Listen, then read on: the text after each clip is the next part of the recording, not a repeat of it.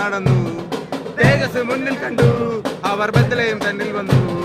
തേജസ് മുന്നിൽ കണ്ടു, അവർ ബത്ലഹേം തന്നിൽ വന്നു. രാജാ